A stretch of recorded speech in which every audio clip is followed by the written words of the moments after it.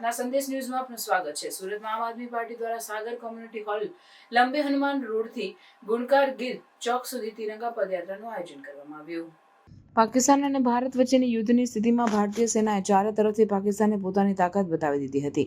પહેલગામના આતંકી હુમલાને ધ્યાનમાં રાખી આતંકી ઠેકાણાઓને નેસ્તનાબૂદ કરી દેવામાં આવ્યા હતા। પાકિસ્તાનમાં જે આતંકવાદી બનાવવાની ફેક્ટરી સમાન કેમ્પો હતા તે તમામ ઉપર ભારતીય સેનાએ હુમલો કરીને તેમને ભૂક્કા બોલાવી દીધા હતા, જેને ધ્યાનમાં રાખી આ તિરંગા યાત્રાનું આયોજન કરવામાં આવ્યું હતું। આપના વિપક્ષ નેતા પાયલ સાકરિયાએ જણાવ્યું હતું કે ભારત પાકિસ્તાન વચ્ચે યુદ્ધ જેવી સ્થિતિ ઊભી થતાં જ ભારતીય સેનાએ પોતાની તાકાત બતાવી દીધી હતી।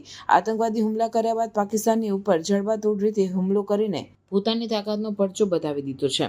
ત્યારે અમે ભારતીય સેનાને લાખ લાખ વંદન કરીએ છીએ અને તેમનો આભાર માનીએ છીએ કે તેમના થકી જ આ દેશ આખો સુરક્ષિત છે। આખો આજે ભારતીય સેના સાથે છે। ત્યારે આમ આદમી પાર્ટી પણ સેનાને સલામ કરે છે અને વંદન કરે છે। દેશને જ્યારે પણ જરૂર પડશે ત્યારે અમે તેની સાથે રહીશું। આજે આમ આદમી પાર્ટી દ્વારા સંગઠનના સાથીઓની સાથે આજે તિરંગા પદયાત્રાનું આયોજન કરવામાં આવ્યું છે।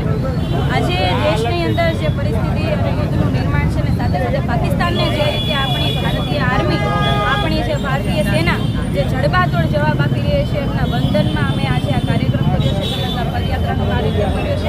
અને જ્યારે આતંકવાદીઓનો સફાયો થતો હોય, આતંકવાદનો સફાયો થતો હોય અને ત્યારે આખા દેશને જે ગર્વ હોય અને સાથે સાથે આખો દેશ એકજૂટ થઈને આતંકવાદના સફાયામાં લાગ્યો હોય ત્યારે અમે સૌ આ તમામ આર્મીઓ, તમામ સૈનિકો, તમામ દેશની સેવા કરતા લોકોને અમે વંદન કરીએ છીએ, નમસ્કાર કરીએ છીએ, સલામ કરીએ છીએ અને સાથે સાથે જ્યારે પણ દેશની સેનાને, આર્મીને જરૂર પડશે સેવા માટે, અમારું કંઈ પણ અમારા પ્રકારની કોઈ પણ સેવાની જરૂર પડશે ત્યારે આમ આદમી પાર્ટીના તમામ કાર્યકર્તાઓ સેવા માટે ઘરે પગે ઊભા છે। પ્રાર્થના સંદેશ ન્યૂઝની તમામ લેટેસ્ટ અપડેટ્સ માટે ચેનલને હમણાં જ લાઇક, શેર અને સબસ્ક્રાઇબ કરો।